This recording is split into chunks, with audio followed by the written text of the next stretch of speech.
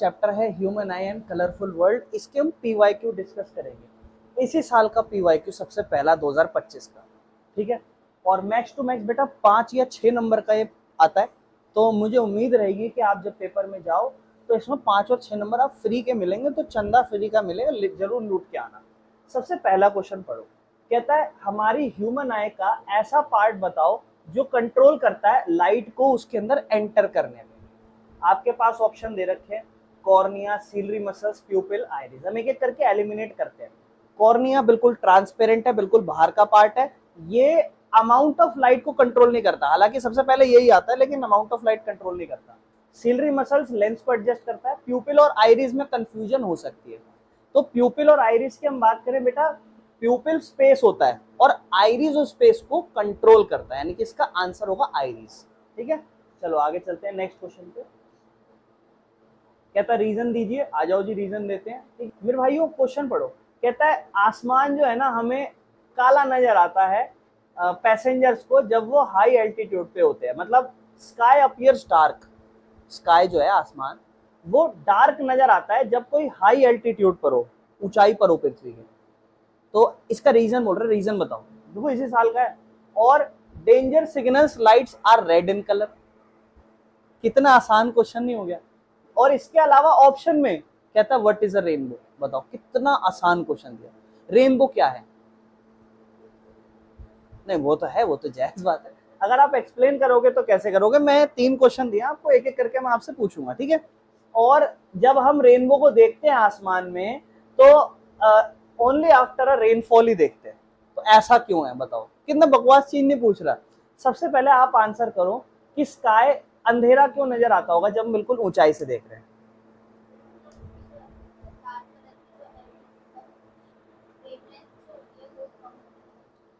देखो वैसे तो हम 2-4 रीजन लिख सकते हैं। एक तो ये लिख सकते हैं कि जब हम हाई एल्टीट्यूड पे हैं तो हो सकता है वहां पे एयर ना हो, एयर ना हो तो पार्टिकल्स ना हो, और पार्टिकल्स ना हो तो फिर वो वेवलेंथ जो होती है वो स्कैटर, लाइट जो है वो स्कैटर नहीं करेगी, और स्कैटर नहीं करेगी तो वो कलर्स में बटेगी नहीं, और बटेगी नहीं तो आसमान हमें फिर स्पेस वाली बात हो गई। ये तो ये हम कह सकते हैं। अगला आपसे बोलता है, आप बताओ कि जो डेंजर सिग्नल्स हैं वो रेड कलर में क्यों होते हैं? सबसे ज्यादा वेवलेंथ होती है उसकी। ठीक है, बस इतना ही लिखना है, क्योंकि खुद सोचो वो ऑप्शन में एक एक नंबर का ही बनने वाला है ना मेरे भाई। तीसरा, रेनबो क्या होता है और रेनबो हम बारिश के दौरान ही क्यों देखते हैं? वो तीनों चीज लिख कर आना, चित्र बनाना। तीनों चीज क्या होती थी? सबसे पहले डिस्पर्जन, फिर सबसे पहले रिफ्रैक्शन होता था, फिर डिस्पर्जन होता था, फिर टोटल इंटरनल रिफ्लेक्शन, फिर लास्ट में वापस से रिफ्रैक्शन होता था। वो चीज भी लिख देना। और उसने बोला है क्या क्यों होता है, क्यों हम रेनबो देखते हैं, बारिश क्या कहते हैं आसमान में हम क्यों रेनबो देखते हैं जब बारिश आ रही है? बारिश इसलिए आ रही है बिकॉज सनलाइट है। सनलाइट जो है वो रेनबो में जो सॉरी रेनफॉल जो हो रहा है, बारिश की बूंदें जो टपक रही हैं उसकी बारिश की बूंदों से क्या करता है? पास करती है लाइट, और जब लाइट पास करती है तो वो 7 कलर में बट जाती है, और जिस वजह से हमें रेनफॉल नजर आता है। और रेनफॉल का फिर वो नीचे फेनोमिना दिखा देना कि क्या होता है एक्चुअली। 2 नंबर फ्री थे। हाई एल्टीट्यूड पे पार्टिकल्स कम है, लेस स्कैटर होगी लाइट, कोई दिक्कत तो नहीं है। दूसरा, रेड कलर इसलिए सबसे ज्यादा वेवलेंथ होती है। और बेटा तीसरा, rainbow is a natural band of 7 colours, ठीक है ना। और ये डिस्पर्जन ऑफ सनलाइट की वजह से होता है, rain drops in the atmosphere. और ड्रॉपलेट्स जो होती है वो बेंड करती है, रिफ्लेक्ट करती है, स्प्लिट करती है 7 कलर में। और हम रेनबो सिर्फ आफ्टर रेनफॉल ही देखते हैं। बहुत सारी ड्रॉपलेट्स जो होती है हमारे को, वो क्या क्या हो रही है? देखो रिफ्रैक्ट हो रही है, डिस्पर्स हो रही है सनलाइट में, कोई दिक्कत तो नहीं है। देखो ये कितने नंबर का आ गया अभी तक? पिछले साल के पेपर में एक के बाद 2, 3 नंबर का आ गया। अब इसके बाद अगला क्वेश्चन देखते हैं, पिछले साल का भी खत्म नहीं हुआ। देखो पर्सन ना यूज कर रहा है लेंस, मतलब एक इंसान है वो लेंस यूज कर रहा है, लेंस लगा रखे है उसने अपने चश्मे में, और वो लेंस का जो पावर है ना वो इतना है। तो आपसे पहले तो कहता है ये तो बताओ कि भैया उसको बीमारी कौन सी है, कौन से मायोपिया है या हाइपरमेट्रोपिया है। दूसरा कहता है उसके कारण बताओ, क्या कारण है वो। देखो वो थ्योरी आ गई, प्रैक्टिकल तो रहा ही नहीं। बाकी कहता है, अब ये तीसरा प्रैक्टिकल आ गया, कहता है फोकल लेंथ बताओ और कौन सा वो स्पेक्टिकल चश्मा लगा रहा है। तो सबसे पहले अगर आप बताना चाहोगे कि +2.0 है, तो इस हिसाब से आप बताना चाहोगे कि क्या कहते हैं, आप बताओ क्या कौन सा डिफेक्ट हो सकता है आंखों में, कौन सा डिफेक्ट विजन है, मायोपिया हाइपरमेट्रोपिया। अच्छा अब देखो एक गलत हुआ तो सारे गलत हो सकते हैं क्योंकि सारे उसी पे बेस्ड है। कहता है इसके कारण बताओ, इस डिफेक्ट के, उस डिफेक्ट के कारण क्या हो सकता है। अगर आप हाइपरमेट्रोपिया बोल रहे हो तो हाइपरमेट्रोपिया में आई बॉल जो होता है, जो हमारा आई लेंस होता है कन्वेक्स लेंस, वो पतला हो जाता है ना। और तीसरा फोकल लेंथ बताओ उसकी, तो फोकल लेंथ कैलकुलेट करनी पड़ेगी। सबसे पहले हाइपरमेट्रोपिया ही है, बिल्कुल सही है। क्यों बेटा, क्यों बताया आपने हाइपरमेट्रोपिया, बताओ। तो हम 2.0 से कैसे दिखा सकते हैं, प्लस का नंबर, ध्यान रखना प्लस का नंबर हाइपरमेट्रोपिया और माइनस का आ जाए तो समझ लेना मायोपिया है, ठीक है। देखो ये हाइपरमेट्रोपिया का केस है और इस हाइपरमेट्रोपिया के केस में हमने क्या देखा है कि जो पावर आ रही है ना वो देखो वो 3 डायोप्टर मतलब पॉजिटिव आ रही है, ध्यान रखना, क्योंकि फोकल लेंथ उसमें पॉजिटिव निकलेगी जब भी हम सॉल्व करेंगे, ठीक है। बाकी बेटा इस तीसरे पार्ट पे आते हैं। अच्छा बाकी आई बॉल या तो बहुत ज्यादा शॉर्ट होती है, मायोपिया में आई बॉल की बात कर रहा हूँ मैं, लेंस की बात नहीं कर रहा। आई बॉल डिफरेंट चीज होती है, आई बॉल छोटी हो जाती थी, याद है, थोड़ी सी छोटी हो जाती थी तो वो जो इमेज है वो पीछे बनने लग जाता था, आई बॉल छोटी हो जाती थी, है ना। बाकी या तो फिर आई जो है वो लेस या फिर टू फ्लैट हो जाए, बहुत ज्यादा उसका आई लेंस फ्लैट हो जाए। बाकी बेटा तीसरा पावर का फॉर्मूला होता है 100/में फोकल लेंथ, आपको पावर दे रखी है, फोकल लेंथ निकालना है, फोकल लेंथ को उधर ले जाना, पावर को नीचे ले आना। पावर कितनी है 2 थी इसमें, यानी कि पावर नीचे आ जाएगी 100/2 कितना हो जाएगा 50 सेंटीमीटर उसकी जो है जनरली फोकल लेंथ हो जाएगी 50 सेंटीमीटर, ठीक है बेटा। और प्लस में ही होगी, हाइपरमेट्रोपिया है, कोई प्रॉब्लम नहीं है। ये 2025 का क्वेश्चन था, कोई दिक्कत तो नहीं है। आप बताओ कुछ था इसमें, कुछ नहीं, आराम से। अभी तो आपने याद भी नहीं करा होगा मुझे लगता है, अभी तो आप सिर्फ चैप्टर पढ़ के बैठे हो। जब चैप्टर पढ़ के बैठ के आप उसके बारे में जानकारी दे सकते हो तो ये 6 में से कम आपके 4 या 3 नंबर तो कहीं नहीं गए। चलो 2000, अब देखो जरूरी नहीं है कि 2025 का क्वेश्चन है तो पेपर खत्म, आओ 24 पे आते हैं। क्योंकि देखो बेटा मैं सच बताऊं, इस साल का पेपर बहुत आसान आया था, सबसे आसान पेपर साइंस का था, मैं अभी भी बोल रहा हूँ, तो आसान था तो मतलब सही में था। आओ 2024 एमसीक्यू में देखो, अब 6 नंबर का कंफर्म्ड है। लेंस सिस्टम एक ह्यूमन आई का फॉर्म करता है एक इमेज, एक लाइट पे सेंसिटिव स्क्रीन जो होती है, तो lens system of human I image बना। बताओ 2024 का तो और लल्लू पेपर लग रहा है मेरे भाई, आंसर बताओ जी। Answer D retina. आरुषि इमेज बनाने की बात कर रहा है, इमेज तो रेटिना पे बनती है, ठीक है ना, कंफ्यूज मत होना। The lens system of human I forms an image, ठीक है, ऑन अ लाइट, लाइट पे जो सेंसिटिव स्क्रीन से आ रही है, तो वो रेटिना, कॉर्निया तो ट्रांसपेरेंट है, वो तो सिर्फ लाइट को अलाउ करता है पास करने में और प्रोटेक्ट करता है, और कुछ नहीं करता कॉर्निया। आओ एसर्शन रीजन दे दिया भाई, आ जाओ मजा आएगा। कहता है रेनबो एक नेचुरल स्पेक्ट्रम है, हाँ सही बात है। रीजन क्या है, रेनबो स्काई में बनता है जब sun overhead and droplet are present in the air. ध्यान रखना, अगर हाँ, हम जब एक्सप्लेनेशन भी कर रहे थे इसमें तो हमने क्या पढ़ा था कि जैसे हम यहाँ खड़े हैं अगर, तो सन हमारे पीछे होता था ऐसे, मतलब यहाँ होता था सर के ऊपर पीछे की साइड, जो लाइट आगे दे रहा होता था, मतलब सन की लाइट आगे पड़नी चाहिए, पर इसका मतलब ये नहीं है कि वो ओवरहेड मतलब ऊपर और नीचे की तरफ रोशनी दे रहा हो, ऐसे नहीं हो। क्योंकि फिर देखो अगर यहाँ हुआ और बारिश भी आई तो उसकी लाइट है ना, फिर वो आसमान में हमें रेनबो बनाता हुआ नहीं दिखेगा, वो हमारे पीछे होना चाहिए, लाइट यहाँ, ताकि लाइट यूं जाए ऐसे। ओवरहेड में तो लाइट ये आ रही है और बारिश भी नीचे ही जा रही है, तो रेनबो ठीक से नहीं बनेगा। रेनबो जनरली, बारिश क्या होगा, देखो सन ऐसे आ रहा है पीछे से हमारे, और हम अपने सामने देख रहे हैं बारिश हो रही है, और फिर सामने रेनबो नजर आएगा, हमारी आंखों में रेनबो नजर आएगा, जो हमें लगेगा वहां हो रहा है ना ऐसे।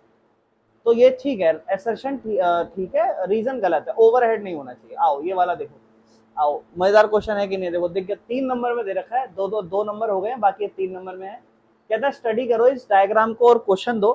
आप डायग्राम स्टडी हो गया आपका, आपसे कहता है बेटा डिफेक्ट ऑफ विजन बताओ जो इस डायग्राम में रिप्रेजेंट कर रखा है। मेरे भाई देखो कितना आसान क्वेश्चन है, बताओ जरा कौन सी बीमारी है,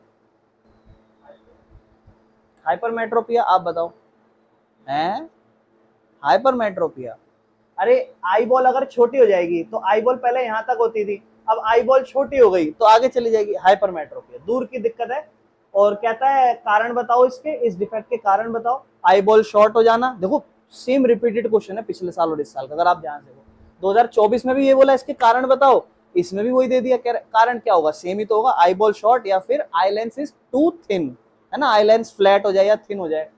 बाकी कहता है हेल्प ऑफ डायग्राम से दिखाओ कि इसको करेक्ट कैसे किया जाता है। तो क्या करना है आपको, इसके आगे एक कॉन्वेक्स लेंस लगा देना है, जिससे उसे लगेगा कि जनरली इमेज यहाँ से आ रही है, यहाँ से दिखेगा उसे इमेज, पर वो थोड़ी दूर से आ रही होगी, है ना, उसे ऐसा लगेगा। बाकी देखो हाइपरमेट्रोपिया बोला है, और इसमें ये नियर पॉइंट भी बता दिया कि 25 सेंटीमीटर का नियर पॉइंट है।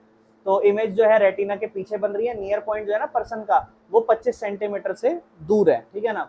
बाकी इसको करेक्ट करके दिखा दिया, देखो कन्वेक्स लेंस, हाँ अब उसे लगेगा यहाँ से इमेज आ रही है ना, और इमेज तो पास से ही आ रही होती है बाकी, ठीक है बेटा।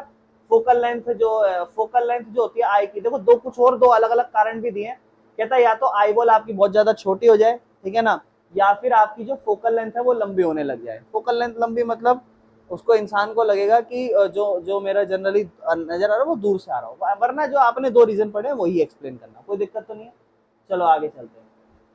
ये देखो आ जाओ, अब बताओ, आप देखो ये अभी आप बिना पढ़े भी कर सकते हो। आ जाओ ये क्वेश्चन ट्राई करते हैं। कहता है एक नैरो बीम है, पी क्यू दिख रही है आपको, पी क्यू आपको पता है, देखो यहाँ से आप 90 डिग्री बना देना, ऐसे बना दोगे 90 डिग्री, और फिर आपको पता है अभी हवा से कहाँ जा रहा है, ग्लास में, रेयरर से डेंसर जा रहा है। इसका मतलब नॉर्मल की तरफ बेंड होगा, नॉर्मल से दूर बेंड होगा, नॉर्मल की तरफ बेंड होगा।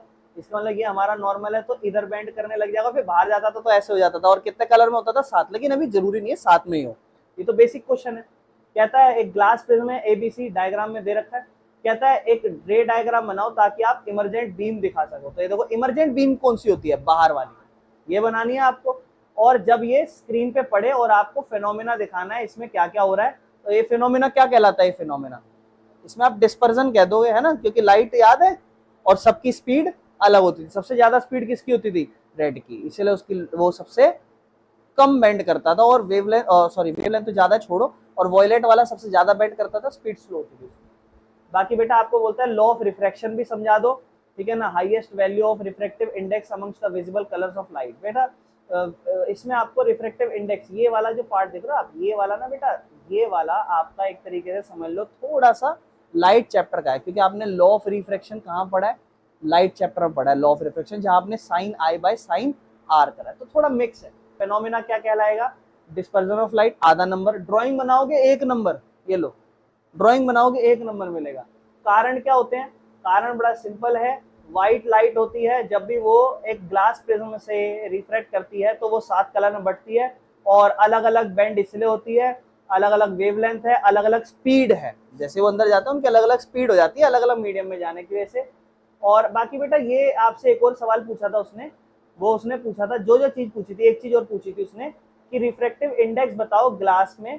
तो आप बोल दोगे रिफ्रैक्टिव इंडेक्स जो है ग्लास का वो हाईएस्ट है वॉयलेट कलर में, ठीक है ना, वॉयलेट कलर का जो रिफ्रैक्टिव इंडेक्स मतलब कौन ज्यादा रिफ्रैक्शन कर रहा है। तो आप बोल देना रिफ्रैक्टिव इंडेक्स जो ग्लास का है वो वॉयलेट कलर के लिए सबसे ज्यादा है, यानी कि सबसे ज्यादा बेंड या सबसे ज्यादा फर्क किस पे पड़ रहा है, तो सबसे ज्यादा फर्क वॉयलेट पे पड़ रहा है। तो इसलिए रिफ्रैक्टिव इंडेक्स, रिफ्रैक्शन सबसे ज्यादा किस में हो रहा है, वॉयलेट कलर में हो रहा है। और आप खुद सोचो ना, ये बताओ ना, ये तो बिल्कुल सीधा लिख गया, निकल गया लगभग। सबसे ज्यादा रिफ्रैक्शन किसका शो हुआ, ये वॉयलेट का ही तो शो हुआ, है ना। बाकी इसने एक फॉर्मूला दिखा रखा है, ठीक है ना, sign i by sign I.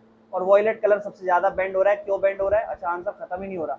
Violet colour की सबसे छोटी वेवलेंथ होती है, सबसे कम स्पीड होती है, ठीक है ना, और इसमें इसलिए सबसे ज्यादा बेंड करता है ये, ठीक है ना, और इसलिए refraction of angle is similar, so sine r is smaller and sine i upon में रिफ्रैक्टिव इंडेक्स। बेटा आप मुझे बता सकते हो sine i by sine r क्या होता है, फॉर्मूले में साइन आई में आप किसका लिखते हो, ऊपर जो आप जनरली आप ऊपर वो जो मीडियम है उसका लिखते हो, और नीचे जो भी बेंड हो रहा है उसका लिखते हो, और उस हिसाब से आपका आंसर आता है। आपको पता है रिफ्रैक्टिव इंडेक्स सबसे ज्यादा वॉयलेट का होने वाला है, तो इसका मतलब जब आप रिफ्रैक्टिव इंडेक्स निकालोगे तो ऊपर भी आप एक वैल्यू लिखोगे, और बेटा नीचे भी। ऊपर जनरली हर बार आप उस मीडियम का रिफ्रैक्टिव इंडेक्स लिखोगे, जैसे ग्लास है उसका रिफ्रैक्टिव इंडेक्स, नीचे आप उस लाइट का लिखोगे, उन 7 लाइट का सबका रिफ्रैक्टिव इंडेक्स क्या है। तो आप देखो सबसे क्या कहते हैं, साइन आर मतलब जो वॉयलेट का है वो सबसे छोटी वेवलेंथ है, सबसे छोटा उसका साइन आर का वैल्यू सबसे छोटा आएगा। जैसे मान लो फॉर एग्जांपल ऊपर वैल्यू है बेटा 10, ठीक है, ऊपर वैल्यू है 10 फॉर एग्जांपल, और सातों कलर में 7 कलर है, वॉयलेट 7वां कलर है, उसकी वैल्यू मान लो 1 है। विबग्योर रेड सबसे बड़ा है, 7वां नंबर है, उसको मान लो उसकी वेवलेंथ है, उसका साइन आर का वैल्यू मान लो 7 है। फिर नीचे नीचे आते जा रहे हैं 6, 5, 4, सबसे कम वैल्यू वॉयलेट का हुआ। तो जब आप 10 को 1 से डिवाइड करोगे तो आपका आंसर 10 सबसे ज्यादा आएगा। सबसे ज्यादा आएगा इसका मतलब रिफ्रैक्टिव इंडेक्स सबसे बड़ा आएगा। क्यों? क्योंकि साइन आर का वैल्यू सबसे छोटा था। नहीं तो आप 10 बाय मान लो वॉयलेट है ना, वॉयलेट, इंडिगो, ब्लू, विबग्योर है, वॉयलेट का 1, इंडिगो का 2 मान लो। एग्जाम्पल दे रहा हूँ, हकीकत में नहीं है। वॉयलेट का 1, इंडिगो का 2 मान लो, और इंडिगो के बाद वॉयलेट, इंडिगो, विबग्योर, ब्लू का 3 मान लो, ग्रीन का 4 मान लो, और येलो का 5 मान लो, और क्या, ऑरेंज का 6 मान लो, और येलो और रेड का 7 मान लो। तो आप सबकी वैल्यू लिखोगे तो 5वां वाला मान लो ये हमारा विबग्योर येलो है। तो इसका आंसर कितना आएगा बेटा? इसका आंसर आएगा, आप कहोगे भैया 2 आएगा, है ना। तो इसका क्योंकि साइन आर का वैल्यू ज्यादा है, इस वजह से इसका जो रिफ्रैक्टिव इंडेक्स आ रहा है, साइन आर का वैल्यू ज्यादा है, इसका मतलब इसका रिफ्रैक्टिव इंडेक्स सबसे मतलब इसका कम आ रहा है। और जिसका और साइन आर का वैल्यू ज्यादा होगा उसका और रिफ्रैक्टिव इंडेक्स कम आएगा। तो रिफ्रैक्टिव इंडेक्स सबसे ज्यादा उसका आएगा जिसमें रिफ्रैक्शन का एंगल, आप देखो ना, ये रिफ्रैक्शन का एंगल है, ये रिफ्रैक्ट हुआ, रिफ्रैक्शन का ये एंगल, ये एंगल। तो आपका मन में एक सवाल है, भैया रिफ्रैक्शन का एंगल सबसे कम सबसे ज्यादा कैसे? इस हिसाब से ये आपका लाइन है, देखो ध्यान समझो, आप सरफेस है, ये इस तरीके से समझो, ये आपका नॉर्मल है। मान लो कोई लाइट ऐसे आ रही है और ऐसे बेंड कर रही, मतलब नॉर्मल की तरफ बेंड कर रही है ना, ऐसे नॉर्मल, अरे भैया मान लो नॉर्मल की तरफ बेंड कर रही है, तो जब वो लाइट बेंड करेगी तो कुछ लाइट सीधी जाएगी, कुछ थोड़ी बेंड करेगी, फिर थोड़ी और बेंड करेगी, कुछ और। वॉयलेट सबसे ज्यादा बेंड करेगी। तो आपके मन में एक सवाल है कि वॉयलेट सबसे ज्यादा बेंड कर रही है तो उसका एंगल ऑफ रिफ्रैक्शन सबसे ज्यादा होना चाहिए, सबसे कम होना चाहिए? अब वो चीज समझाता हूं। जैसे ये हमारा ग्लास प्रिज्म है, अब मैं इसी को ना इस लाइन पे फोकस कर रहा हूं, सिर्फ इस वाली पे, ठीक है। हाँ, अब आपको पता है ये आपका नॉर्मल है, कोई लाइट आती है ऐसे टकरा के जाती है ना, ये आपका क्या बनता है? एंगल ऑफ इंसिडेंस, और ये बनता है एंगल ऑफ रिफ्रैक्शन। अब मैं 2 लाइटें बना रहा हूं, ध्यान समझना। मान लो ये नॉर्मल है, नॉर्मल ठीक नहीं बना, दोबारा बनाते हैं। मान लो ये हमारा नॉर्मल है और लाइट हमारी ऐसे आ रही है, एक लाइट ऐसे चली गई और मान लो एक लाइट यहां से थोड़ी ऐसे चली गई। तो अब 2 एंगल ऑफ रिफ्रैक्शन बनाते हैं दोनों लाइट की। ये एंगल ऑफ रिफ्रैक्शन पहली लाइट का, और मान लो ये सबसे आखिरी वाली लाइट का है। तो आप बताओ एंगल ऑफ रिफ्रैक्शन सबसे ज्यादा उस लाइट का है और इसका एंगल ऑफ रिफ्रैक्शन सबसे कम है। समझ पा रहे हैं ना सबसे कम क्यों है? अब उसी केस को पढ़ो, उस लैंग्वेज को पढ़ो जो यहां मैं एक्सप्लेन कर रहा हूं। कहता है रिफ्रैक्शन एंगल सबसे छोटा है। क्यों? वॉयलेट सबसे नीचे होता है, सातों के सातों कलर ना, ये देखो, ये आपका नॉर्मल दिख रहा है और ये आखिरी लाइन वॉयलेट जाती हुई दिख रही है। सबसे छोटा एंगल यही तो बन रहा है, बाकी देखो ना रेड वाला सबसे बड़ा बन रहा है। तो सबसे छोटा एंगल तो इसी का है, इसका मतलब सबसे छोटा रिफ्रैक्शन का एंगल इसी का है, और इसीलिए जो साइन आर होगा वो सबसे छोटा होगा। और ये जब वैल्यू सबसे छोटी होगी और साइन आए तो हमेशा मीडियम है, वो तो हमेशा कांस्टेंट रहेगा, उस हिसाब से हमारा जो आंसर आएगा वो हमारा आंसर दिखेगा सबसे बड़ा, और रिफ्रैक्टिव इंडेक्स वॉयलेट का सबसे बड़ा बनेगा। बिकॉज साइन आए तो हमेशा सेम रहेगा, लेकिन साइन आर डिपेंड करेगा उस एंगल के रिफ्रैक्शन पे, और एंगल ऑफ रिफ्रैक्शन वॉयलेट का सबसे ज्यादा। क्लियर है? कोई दिक्कत तो नहीं? अब समझ में आया? ठीक है ना। कुछ कुछ चीजें ऐसी हैं जो अब हम समझते चलेंगे। ठीक है, चलो आगे। इस पेपर में और कुछ नहीं था बेटा, ये 3 नंबर का था बस। 3 नंबर का तो अच्छा खासा देखो क्वेश्चन एक्सप्लेन करने को रहा है। अब आप चीजें ज्यादा से ज्यादा जानते जाओगे, क्या क्या आप एक्सप्लेन करोगे, है ना। बाकी आ जाओ, देखो लल्लू क्वेश्चन आ गया, आप बताओ। A option, A B, A A B C. Bifocal lens में आप करेक्शन कर रहे हो तो अपर पार्ट कन्वेक्स नहीं हो सकता, अपर पार्ट कनकेव होगा, यानी कि सी और डी में हो सकता है। आप लोग ए और बी कैसे बोल सकते हो? ठीक है, डी आंसर है इसका। क्यों? अब सुनो, अपर पोर्शन कनकेव लेंस का है, is for the near vision. Concave हम नियर के लिए नहीं रखते, कनकेव हम दूर के लिए रखते हैं, और कन्वेक्स हम पास के लिए रखते हैं। ऑप्शन डी सही। ठीक है जी। अगर आपको जो मैंने नोट्स भेजे ना, उस नोट्स को अच्छे से ओपन करना। जैसे आप उस नोट्स को ओपन करोगे ना, तो उस नोट्स में बेटा स्टार्टिंग में चैप्टर का बिल्कुल फर्स्ट पेज पे, फर्स्ट सेकंड थर्ड पेज पे एक पॉइंट मैंने और ऐड करवा दिया कि जो हमारी आई बॉल होती है ना, आई बॉल, उसका डायमीटर 2.3 होता है। अब ये भी एक क्वेश्चन आ सकता है, ध्यान रखना, बाई चांस एमसीक्यू में आ जाए कि जो हमारी डायमीटर होती है ना, उसका आई बॉल 2.3 सेंटीमीटर होता है, सॉरी सेंटीमीटर, मीटर नहीं। ठीक है, बाकी consider the following statement, human आई के कंटेक्स्ट में कंसीडर करो। और आपको बोलता है आइरिस एक डार्क मस्कुलर डायग्राम है जो कंट्रोल करता है प्यूपिल का साइज। सही।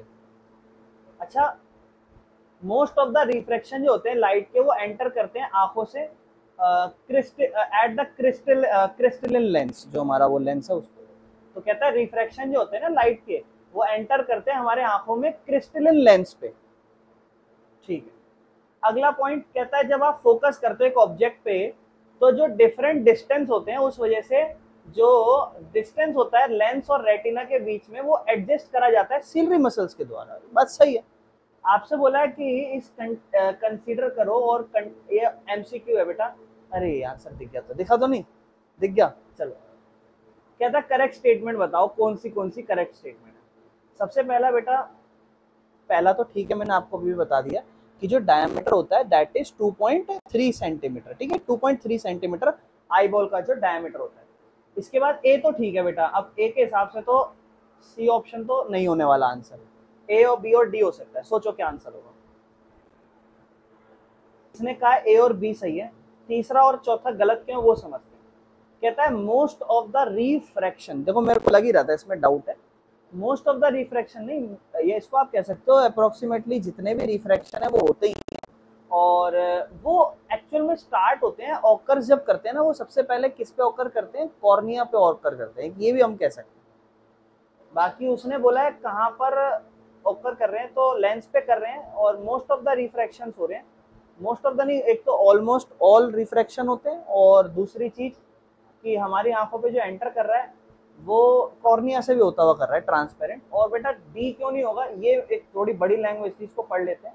जब आप फोकस करते हो किसी भी वस्तु पे अलग अलग दूरी की, तो जो डिस्टेंस होता है सीलरी लेंस का और रेटिना का, ओ लैंग्वेज समझ रहे हो, हमारा जो मसल्स है सीलरी मसल्स, वो सिर्फ लेंस को एडजस्ट करता है। क्या दूरी को कम ज्यादा वो ठीक करता है? नहीं, वो उनके डिस्टेंस को एडजस्ट नहीं करता, वो सिर्फ लेंस को एडजस्ट करता है ताकि दूरी अपने आप एडजस्ट हो जाए, ताकि वो रेटिना पे ही फॉल करे। लेकिन दूरी कम ज्यादा नहीं होती, दूरी तो उनकी वैसी होनी होती। आ जाओ, myopic eye can not see distance object distantly. हाँ सही बात है, दूर की चीजें हम नहीं देख सकते। और अगर आप मायोपिया को करेक्ट करना चाहते हो तो कन्वर्जिंग लेंस बेटा समझा, मैंने आपको समझाया था। कन्वर्जिंग लेंस जो ऐसे एक आपस में जुड़ जाए, और ये काम होता है कन्वेक्स का, डाइवर्जिंग होता है कनकेव का काम। तो कह रहा है अगर आप करेक्शन करना चाहते हो तो कन्वर्जिंग लेंस यूज करो। नहीं, कौन से लेंस यूज करने चाहिए? डाइवर्जिंग, यानी कि असर्शन ठीक है और रीजन गलत है। चलें आगे, नेक्स्ट देखते हैं।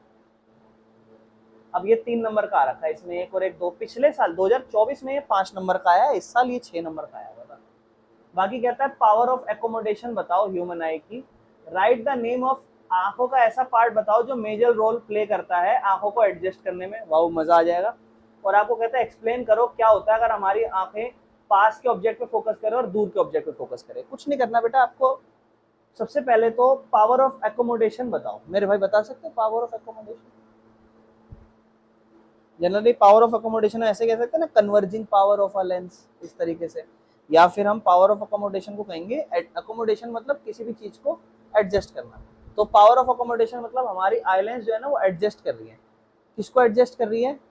आई के लेंस को जो ज्यादा मोटा हो जाता है या ज्यादा पतला हो जाता है। क्यों? क्योंकि हम अलग अलग डिस्टेंस पे चीजों को देख रहे हैं, उसी को पावर अकोमोडेशन कहते हैं। और दूसरा बेटा, ऐसी आंखों का पार्ट बताओ जो इसमें मेजर रोल प्ले करता है अकोमोडेशन करने में, बताओगी? बिल्कुल सही, सीलरी मसल्स। और तीसरा कहता है कि जब ह्यूमन आई फोकस करता है पास की चीजों में और दूर की चीजों में तो क्या होता है, बताओ। तो जब वो पास की चीजों पे फोकस करता है तो आई लेंस, क्योंकि बाहर से जब लाइट आ रही है वो किस नेचर की है? डाइवर्जिंग नेचर की है। याद है, यही पढ़ा था हमने, डाइवर्जिंग नेचर की है। तो हमारे आई लेंस को और मोटा होना पड़ेगा ताकि वो अच्छे से उसे बेंड करा सके लाइट को। लेकिन जब वो दूर से देख रहा है तो आई लाइंस पैरेलल आ रही है, इसलिए मतलब अपने आई लेंस को पतला कर देता है ताकि वो रेटिना पे अच्छे से फॉल करे। अच्छा, एक और क्वेश्चन है बेटा। अब देखो ये वाला क्वेश्चन कहता है रे डायग्राम बनाओ, रेनबो का फर्क दिखाओ। डायग्राम में ए को मार्क करो जहां पे डिस्पर्जन हो रहा है, और बी को मार्क करो जहां इंटरनल रिफ्लेक्शन हो रहा है, और सी को मार्क करो। कौन सा करोगे पेपर में, ये वाला करोगे, ये वाला करोगे? नीचे वाला है ना, ज्यादा सही है।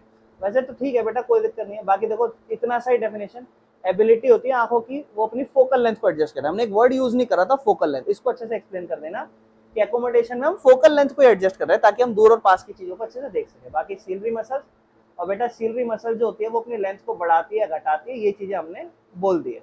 बाकी बेटा ये ए और ये बी और ये सी कोई दिक्कत तो नहीं, देखो है ना। बाकी अपना और बाकी दो कंडीशन इसमें बता रखी है। इस ये रेनबो होने के लिए टाइनी छोटी छोटी बारिश की बूंदें होनी चाहिए और हमारे सर के पीछे होनी चाहिए सन की पोजीशन। अरे यार फिर दिख गया। आओ मेरे भाई, इसका आंसर आपने देना है एक्सप्लेन करके। आप लोग सोच लो, रीजन गलत है, एसर्शन सही है, रीजन गलत है। ठीक है, एसर्शन आपने उल्टा बोला था, सही बोला था आपने, भी सही बोला आपने, आपका गलत हो गया। तुम आंसर तो नहीं देख लेते पहले दोनों, हल्का सा नीचे? अच्छा, रीजन के हिसाब से पढ़ लेते हैं पहले एसर्शन, क्योंकि एसर्शन देखो आसमान नीला भी होता है, आसमान थोड़ा लाल भी दिखाई दे जाता है हमें। रीजन के ऊपर बात करते हैं कि आसमान नीले का रीजन क्या दे रहा है। कहता है जो ब्लू कलर है ना उसकी लंबी वे। आरुषि तुम पढ़ के नहीं आई हो क्या? नहीं, रेड की सबसे लंबी होती है, वॉयलेट की नहीं होती। As compare to light red, नहीं ये गलत है। एसर्शन फिर हम कह सकते हैं, ठीक है, जनरली हम मोस्टली देखो, वैसे ध्यान रखना अगर ये क्वेश्चन आए कि लाइट आसमान का कलर क्या होता है तो नीला ठीक है। वैसे तो देखो एक्चुअल में आसमान का कोई कलर नहीं होता, पर ठीक है, वो तो देखो रात को काला हो जाता है, वो तो लाइट की वजह से हमें नीला दिखाई देता है। अच्छा ये अब देखो ये क्वेश्चन का आंसर सही मेरे भाई तुम्हें। कहता है एक पर्सन है उसको एक आई डिफेक्ट हो रहा है और -1 डायोप्टर का लेंस लगा रहा है वो, तो इसकी बीमारी नेम द डिफेक्ट और फिर विजन बताओ और उसके दो कारण बताओ क्या हो सकते हैं और नेचर बताओ कि वो लेंस जो करेक्ट कर रहा है वो कन्वर्जिंग है या डाइवर्जिंग है। पहले आप बताओ, -1 डायोप्टर है, कौन सी बीमारी है? क्यों? माइनस का मायोपिया, दूर की नजर कमजोर। फिर आपसे आपको बताना है, आपको defect of name the defect of vision and list it's 2 causes. उस विजन के डिफेक्ट बताने हैं, क्या डिफेक्ट है, मतलब वो मायोपिया बीमारी है तो उसकी बताओ कि क्या परेशानी क्या आ रही है उसे, और उसको ठीक और उसके कारण क्या है परेशानी के। ये परेशानी हो गई, और वो आई बॉल है। हाँ बिल्कुल, आई बॉल क्या हो चुका है इसमें, बहुत ज्यादा बड़ा हो चुका है, लॉन्ग हो चुका है आई बॉल, या फिर जो आई लेंस है वो हमारा बहुत ज्यादा आई लेंस मोटा हो चुका है क्योंकि वो ज्यादा बेंड करा रहा है। और नेचर क्या है उसका, कन्वर्जिंग या डाइवर्जिंग? जो वो लेंस यूज करेगा, लेंस जो वो यूज करेगा वो डाइवर्जिंग होगा। डाइवर्जिंग मतलब भटकना, दूर जाना। तुम रीड तुम्हारे प्रेस बायोपिया क्या है, तो आप बोलना presbyopia is a situation when the person having problem of far sightedness and near sightedness both, या फिर it is a case of when the person cannot see longer object also and near object also। ठीक है, और इसको lens को ठीक करने के लिए बाइफोकल लगाते हो। नेचर बताओ कन्वर्जिंग है डाइवर्जिंग है अपर पार्ट के लेंस का, तो अपर पार्ट जो होता है वो कन्वर्जिंग होगा या डाइवर्जिंग होगा मेरे भाई? अब इसमें दो लेंस लगते हैं ना, कन्वर्जिंग या डाइवर्जिंग? डाइवर्जिंग होगा। क्यों डाइवर्जिंग क्यों होगा? कनकेव लेंस लगता है ऊपर। ठीक है, सही है, चलो आगे आते हैं। देखो आंसर भी देख लो, 2-2 नंबर है तो इतना ज्यादा कुछ लिखना नहीं है अपने को, ठीक है। और बाकी कन्वेक्स लेंस यूज होता है, बाइफोकल लेंस अगर पर्सन को मायोप है। बेटा वैसे ध्यान रखना, देखो ये बहुत सही चीज लिखी हुई है, इसका ध्यान रखना। अगर एक इंसान को मायोपिया है, जनरली प्रेस बायोपिया एक ऐसी सिचुएशन होती है जब वो बाइफोकल लेंस लगाता है। बाइफोकल लेंस वो जब लगाता है जब उसको दोनों आंखें कमजोर हो, ठीक है ना। आप देखो पावर ऑफ एकोमोडेशन में ये होता है जब उसके एजिंग प्रॉब्लम होती है तो वो पास की चीजें जो है नहीं देख पाता, see nearby objects comfortably and distinctly, ठीक है ना। तो उसके लिए डिफिकल्ट हो जाती है पास की चीजें देखने में और दूर की भी। प्रेस बायोपिया में दोनों सिचुएशन होती है, लेकिन प्रेस बायोपिया जनरली एक ऐसी सिचुएशन है जब इंसान को ऑलरेडी, ऐसा समझ लो कि एक इंसान को ऑलरेडी दूर की तो कमजोर है ही, और 40 उम्र के हिसाब से अब उसको पास भी हो गए। लेकिन अगर एक इंसान जिसको 40 साल के बाद सिर्फ उम्र जो है उसकी उम्र की वजह से उसका पास का नजर कमजोर हो रहा है, तो then I don't think so that उसको आप प्रेस बायोपिया कहोगे। वो प्रेस बायोपिया नहीं है, वो फिर वो हाइपरमेट्रोपिया ही है, क्योंकि एक ही प्रॉब्लम है उसको, अपर पार्ट जो है वो डाइवर्जिंग है। बेटा ये एक ऐसा क्वेश्चन है जिसमें बड़े बखेड़े शुरू हुए थे पिछले साल, यही मैं जो बोल रहा था ना आपको, ये अलग अलग आंसर आता है, ये वही वाला क्वेश्चन है। ट्राई करो,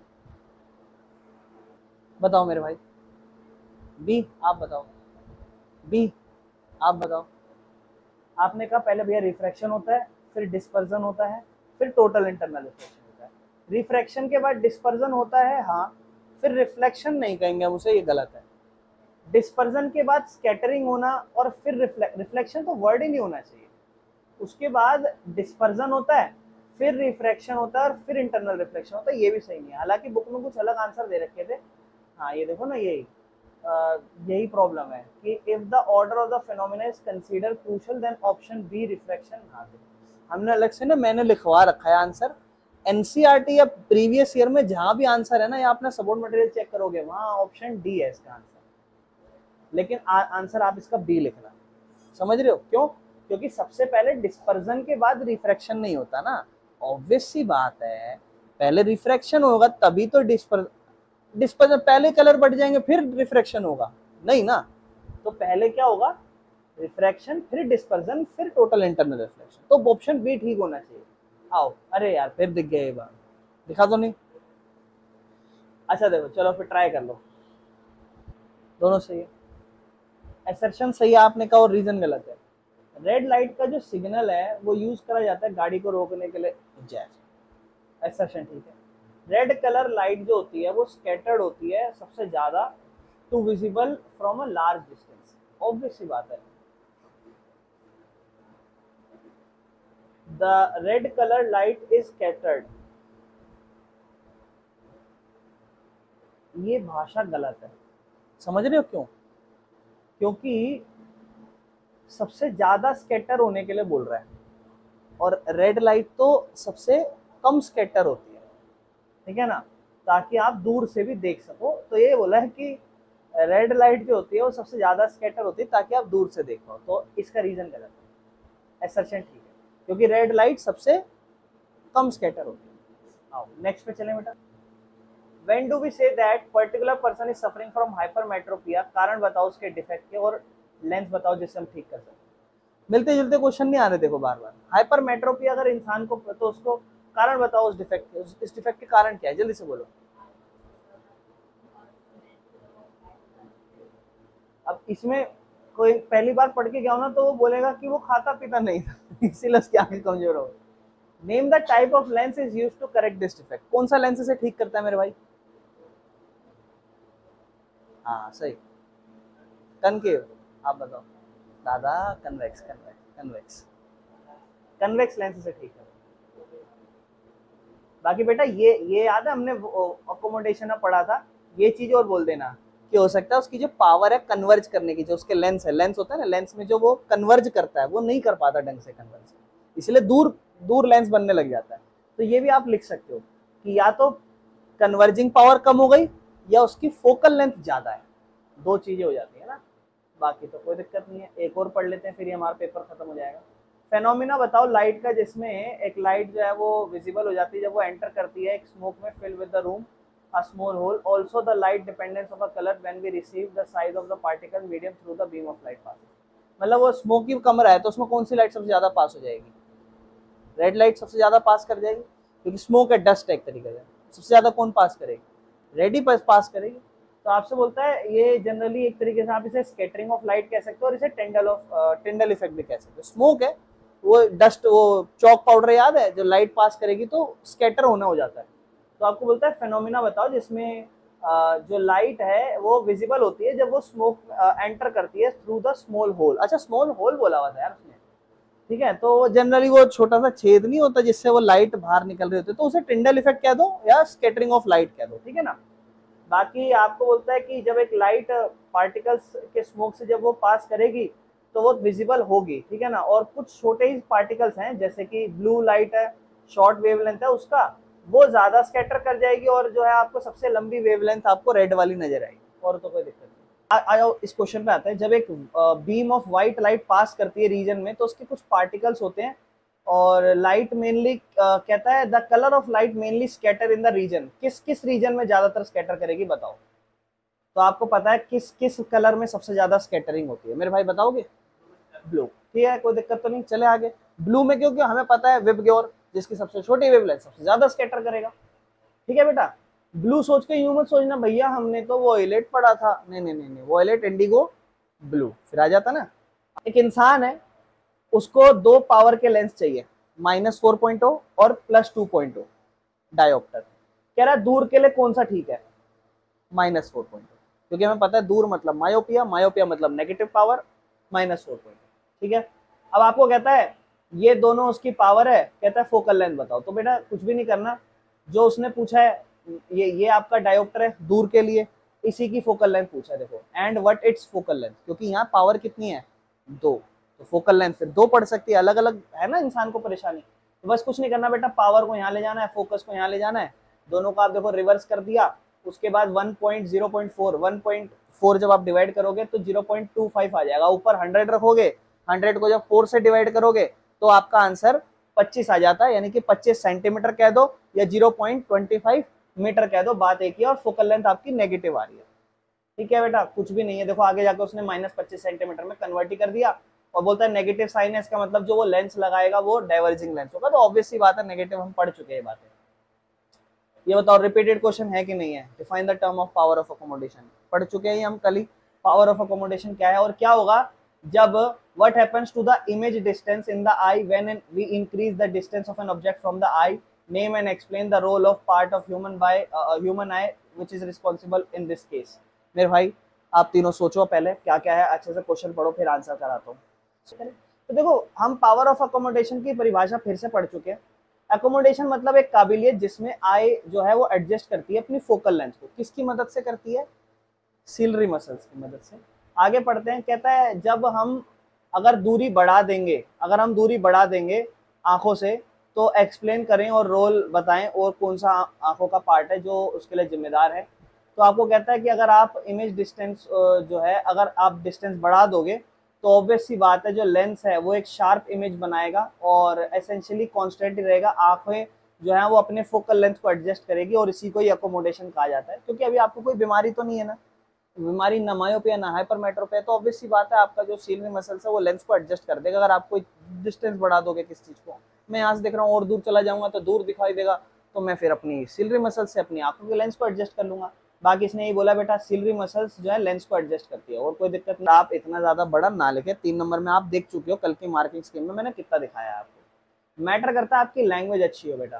फेनोमिना बताइए कौन सा रिस्पॉन्सिबल है टिंडल इफेक्ट के लिए? तो ऑब्वियस सी बात है लाइट वहां पे स्कैटर होती है, डिस्पर्स नहीं होती, ठीक है ध्यान रखना। डिस्पर्स मतलब 7 कलर में बढ़ जाना, स्कैटर मतलब एक लाइट ऐसे फैल जाए, समझ रहे हो। इसमें कौन सा फेनोमिना ऑब्जर्व कर सकते हैं?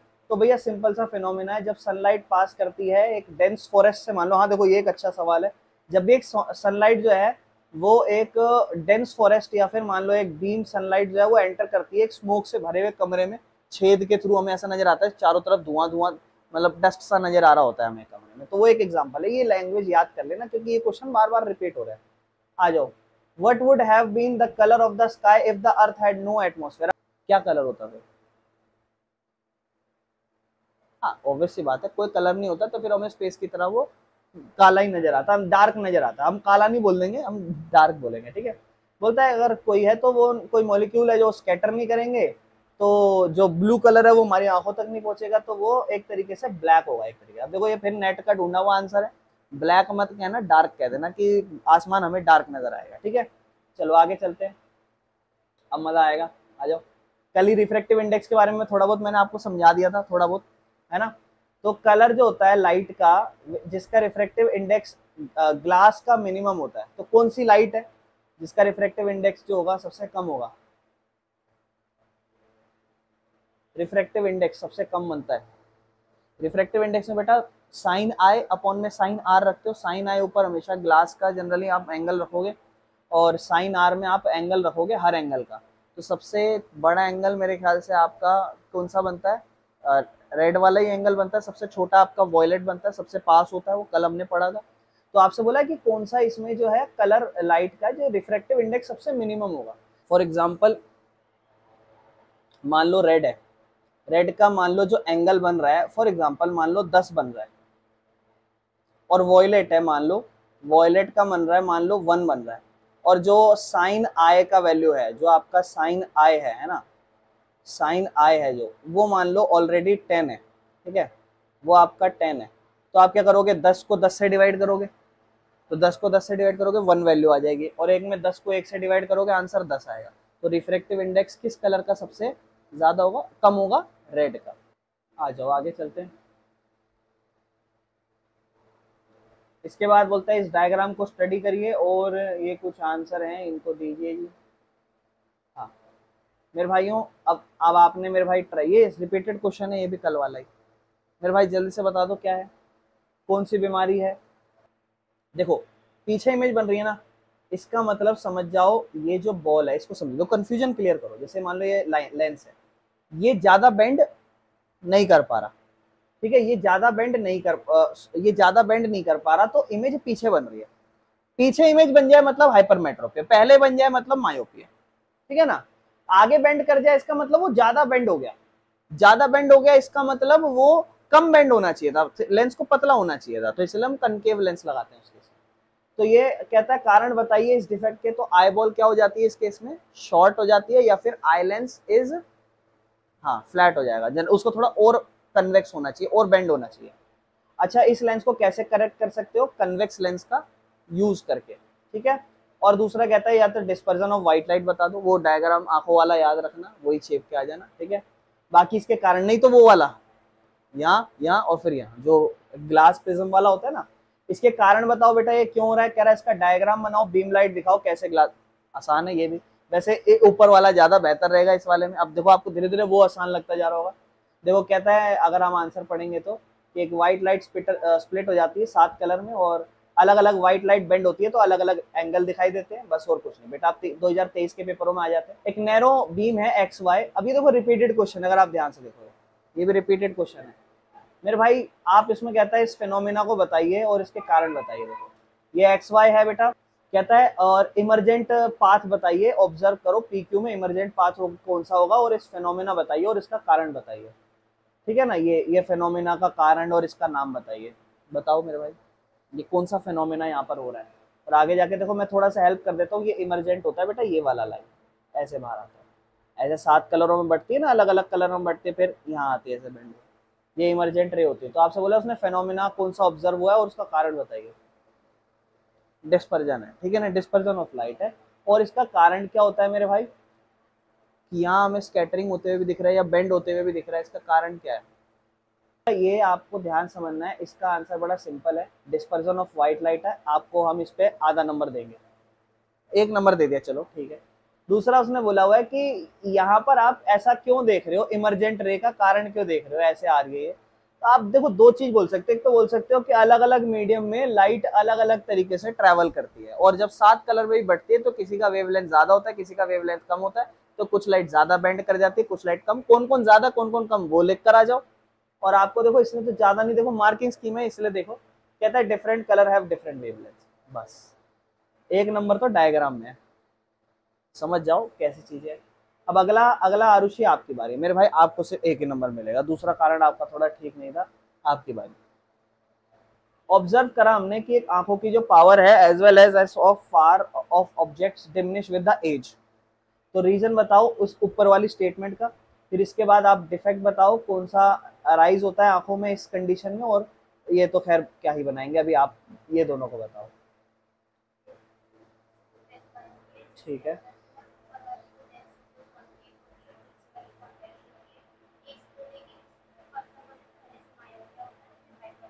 बिल्कुल सही। ये कारण सिंपल है कि भैया जैसे जैसे एजिंग आती है तो आपको हाइपरमेट्रोपिया की बीमारी होने लग जाती है, पास की नजर दिखने नहीं लगती, और अगर साइड बाय साइड आपकी दूर की नजर भी कमजोर है तो then you are in a condition that you have presbyopia, आपको प्रेसबायोपिया हो गया। और जब आप इसको करेक्ट करते हो तो आप इसमें बाइफोकल लेंस लगाते हो, नीचे आप कन्वेक्स लगाते हो, ऊपर आप कनकेव, मतलब ऊपर दूर का और नीचे पास का। ठीक है, बाकी इसका डायग्राम बनाने के लिए बोला है कि कैसे इसको हम करेक्ट करेंगे, तो आप देख सकते हो इसके आंसर। अच्छा, इसका डायग्राम देखो, ये जनरली आपको लेंस का डायग्राम दिखाया है, ठीक है, तो ये हमने अब तक नहीं देखा था।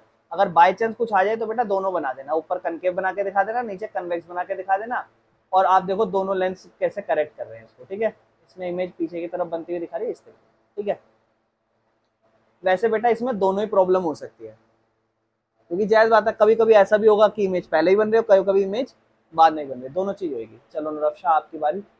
कहता है डेंजर सिग्नल के रीजन दीजिए। डेंजर सिग्नल जो इंस्टॉल होते हैं एयरपोर्ट में वो टॉप ऑफ टॉल बिल्डिंग्स पे वो लाल कलर के क्यों होते हैं? स्काई जो है वो डार्क क्यों नजर आता है पैसेंजर को जब वो बहुत ऊंची हाइट से देखते हैं? और पाथ जो होता है बीम लाइट का वो पास करता है कोलोइडल सॉल्यूशन में, वो हमें विजिबल क्यों दिखाई देता है? कोलोइडल सॉल्यूशन में जो भी पाथ होता है एक बीम लाइट का जब भी वो पास कर रहा है तो हमें विजिबल क्यों दिखाई देता है? बताओ। बिल्कुल, वो एटमॉस्फेयर में जो हम जनरली जो एनवायरनमेंट देख रहे हैं, जब हम हाई हाइट पर होते हैं तो ऊंची हाइट पे हमारा जो एनवायरनमेंट होता है जनरली वहाँ एयर के पार्टिकल्स कम है, डस्ट ये सब एयर पार्टिकल्स कम होते हैं, ऊपर धीरे धीरे एटमॉस्फेयर में हवा कम होती जाती है। ठीक है ना, तो इसलिए जब हमें ऊपर हम जाते हैं तो हम जनरली उसको इसको मैंने एग्जांपल देता, स्पेस ले लो तो वहाँ कोई हवा नहीं है, कुछ नहीं है, पूरा वैक्यूम वाला सिचुएशन है, तो लाइट पास करेगी तो वो स्कैटर नहीं होगी किसी भी कलर में, because there is no particles. ठीक है ना। बाकी पहले वाला कि डेंजर सिग्नल जो होते हैं वो लाल कलर के, क्योंकि लाल कलर का बिल्कुल सही है, उसकी सबसे लंबी वेवलेंथ होती है। तीसरे का आंसर बताओगे? आ जाओ देखते हैं आंसर। दोनों तो हो गए, तीसरा। अब वो कहता है larger particle scatter light in all direction make them paths noticeable and the scattering does not happen in a true solution much smaller particle. तो देखो कोलोइडल सॉल्यूशन और ट्रू सॉल्यूशन हम ऑलरेडी 9th क्लास में समझ चुके हैं। दूध दूध बेस्ट एग्जांपल है, या फिर चॉक पाउडर जिसको आप पानी में मिला दो तो उसमें पार्टिकल्स पाए जाते हैं, तो जैसे लाइट जाएगी तो स्कैटरिंग हो जाएगी, तो स्कैटरिंग इसका सही आंसर है। और हम क्या कह देंगे कि बिकॉज ऑफ स्कैटरिंग वो ज्यादा हमें विजिबल नजर आती है, फैल जाते हैं पार्टिकल्स लाइट जब पास करती है। अब अगला क्वेश्चन मेरे भाई आपकी बारी है, 3 नंबर का क्वेश्चन आपके लिए आया है। कहता है एक इंसान जो है वो सफर कर रहा है एक आई डिफेक्ट से जो फार पॉइंट है उसकी आंखों से और नियरर देन इंफिनिटी है, identify the effect and list the main two causes of this defect, और रे डायग्राम बना के ठीक करो। तो आप बस इतना ही बता दो, 2 नंबर का रखते हैं इसको, कि एक इंसान जब सफर कर रहा है एक आई डिफेक्ट से, ठीक है ना, जिसके अंदर फार पॉइंट जो है वो नियरर देन इंफिनिटी है, far point nearer than infinity है, फार पॉइंट है वो नियर से इंफिनिटी दिखाई दे रहा है, नियर देन इंफिनिटी। आप हाइपरमेट्रोपिया या मायोपिया देख लो, मायोपिया पे तुक्का लगा दो, क्या पता मायोपिया हो। नंबर थोड़ी ना कट रहे हैं। नहीं, कुछ भी नहीं, बोलो। चलो आओ, अरे कुछ भी बोल देते भाई, मायोपिया है, ठीक है, नियर साइटेडनेस है। फार पॉइंट जो है ना उसका वो इंफिनिटी से भी नियर दिखाई दे रहा है, ठीक है ना, मतलब नियरर देन इंफिनिटी, पास से भी दूर नजर आ रहा है उसको, दूर मतलब कहने का मतलब जब भी आप फार पॉइंट समझ जाओ नियरर देन इंफिनिटी, समझ जाना मायोपिया की बीमारी है। ये लैंग्वेज को याद कर लो, ये इसी तरीके से पूछेगा कि जो फार पॉइंट है आंखों का वो नियरर देन इंफिनिटी आ रहा है, पास से भी इंफिनिटी पे आ रहा है, दूर की बीमारी है ना, मायोपिया है, कारण आईबॉल लंबी है या आई लेंस ज्यादा कर्व हुए पड़े हैं, कन्वर्जिंग लेंस लगाओ, कनकेव लेंस लगाओ। तो आप सबका गलत, कोई दिक्कत नहीं, चलो आओ नेक्स्ट। मैं तुम्हें मौका दिया था, देखो। अच्छा देखो, एसर्शन रीजन, तीनों ट्राई करेंगे, जो आपको लगे तीनों ट्राई करेंगे, इसमें तीनों जो एमसीक्यू के उसमें तीनों ट्राई करेंगे। बताओ, दोनों सही है, एसर्शन सही है, रीजन गलत है, रीजन गलत है। एक इंसान मायोपिया से सफर कर रहा है और वो दूर की चीजें नहीं देख सकता, तो उसे कन्वर्जिंग लेंस लगाना चाहिए जो करेक्शन होता है मायोपिक आई के लिए, और it can form a real and virtual image of both. देखो ये वाली जो लाइन है ना, यहाँ थोड़ा काम खराब हो गया। मायोपिया में सही बात है कन्वर्जिंग नहीं, मायोपिया में आप डाइवर्जिंग लेंस लगाते हो, तो और दूसरा पूरा ही गलत हो गया है। तो असर्शन ठीक है, रीजन गलत है, बिल्कुल सही है। कहाँ और कब एक रेनबो अपीयर होता है स्काई में, और एक लेवल डायग्राम बनाओ, बस एक नंबर का है, बता दो कहाँ और कब रेनबो अपीयर होता है आसमान में। ठीक है, और कुछ किसी को लग रहा है कुछ और ऐड करना चाहिए? ठीक। अच्छा अगला आप बताओ, स्कैटरिंग ऑफ लाइट और why does clear sky appear blue, ये आंसर बताओ एक, ये तो 2 नंबर का ही है। स्कैटरिंग ऑफ लाइट क्या होती है? और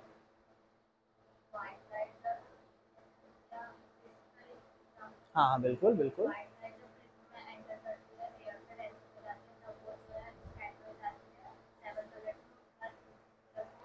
बस बच्चा यही गलती करता है पेपर में, वो डिस्पर्सन कहलाता है और स्कैटरिंग नहीं कहलाता। देखो पता है क्यों, पता है क्यों गलती हुई? क्योंकि ना हमने देखा स्कैटरिंग ऑफ लाइट, फिर हमने पढ़ा ये स्काई की बात हो रही है, और स्काई नीला कलर 7 कलर छोड़ता है तो डिस्पर्सन है। नहीं, ये तो स्कैटरिंग है। स्कैटरिंग और डिस्पर्सन तो अलग है। स्कैटरिंग में हम 7 कलर में थोड़ा ना बांटते हैं लाइट को, है ना, तो स्कैटरिंग नहीं था ये। क्लियर है? हालांकि मुझे आरुषि से पूछना चाहिए था, नंबर मिल जाता है इनको, पर मैंने होल्ड करा दिया। आप स्कैटरिंग बोल रहे हो, ये यही गलती मत करके आ जाना पेपरों में, बहुत एक्टिव रहना। ठीक है, चलो आंसर पढ़ते हैं। पहले वाला तो रेनबो जो सिंपल सी चीज है, जो क्यों अपीयर होता है, सन हमारे पीछे होना चाहिए और हमारे आंखों के सामने जो है क्या क्या कहते हैं, बाकी सारी चीजें होनी चाहिए। ठीक है, चलो इसके बाद अब एक काम करते हैं, अब मैं आपके पास माइक रखता हूँ, अब आपको एक एक करके आंसर बोलना है, क्योंकि ये वाला भी हो गया था। नेक्स्ट पे आते हैं, और इन्होंने जो बोला था वो सनलाइट हमें बताना था, जहां वो लाइट स्कैटर हो रही है, ऐसे है ना, ऐसे वो कलर में नहीं बटती है ना। बाकी वेवलेंथ ये बता देगा कि अगर छोटी वेवलेंथ है नीले वाले की तो वो ज्यादा स्कैटर दिखा देगा, और रेड वाला तो नहीं दिखाता स्कैटर, और इसीलिए हमारा जो है स्काई जो है वो अपीयर करता है ब्लू, और रेड वाली वेवलेंथ क्रॉस कर जाती है। नेक्स्ट क्वेश्चन, तुम्हारी बारी, तुम्हारी बारी है भाई, तुम्हारी बारी है। नेक्स्ट क्वेश्चन है, कहता है ऑब्जर्व करो इस डायग्राम को और आंसर दो इन क्वेश्चनों के। तो मेरे भाइयों आप मेरे भाई आपके पास ये दो नंबर का पूरा क्वेश्चन है, आप इसको ऑब्जर्व करो और बताओ। मायोपिया डिफेक्ट ऑफ विजन है, मायोपिया है, और ठीक है, और इसके 2 कॉजेज ये है कि जो पहला है कि जो आई बॉल है वो बड़ी हो गई है, और हाँ, और जो लेंस है वो जो है स्मॉल, हाँ थिकर हो गया है, थिकर हो गया, और कौन सा लेंस यूज करना चाहिए करेक्शन? कनकेव। नेक्स्ट आपको बताना है कि कलर जो होता है वो हमें जो है अर्थ से ब्लू दिखाई देता है, लेकिन स्पेस से काला नजर आता है। कितना रिपीटेडली नहीं चल रही, क्योंकि स्काई में ज़्यादातर एयर्स के पार्टिकल्स कम होते हैं। एयर के पार्टिकल्स स्काई में नहीं, वो स्पेस में नहीं, वो तो स्पेस में तो होते ही नहीं। स्पेस में होते ही नहीं है, और स्काई के एयर में जो हमारा हाँ, एटमॉस्फेयर है उसमें स्काई में एयर मतलब एयर के पार्टिकल्स होते हैं, इसलिए वो क्या करता है, मतलब हमें वो स्कैटर करता है। ठीक है। चलो आगे। तो मुझे उम्मीद है आप सबको चैप्टर क्लियर हो गया होगा ना। इसके हमने पीवाईक्यू बहुत अच्छे से डिस्कस कर लिए। अब मेजरली अपना चैप्टर एक कंप्लीट हो चुका है। ठीक है।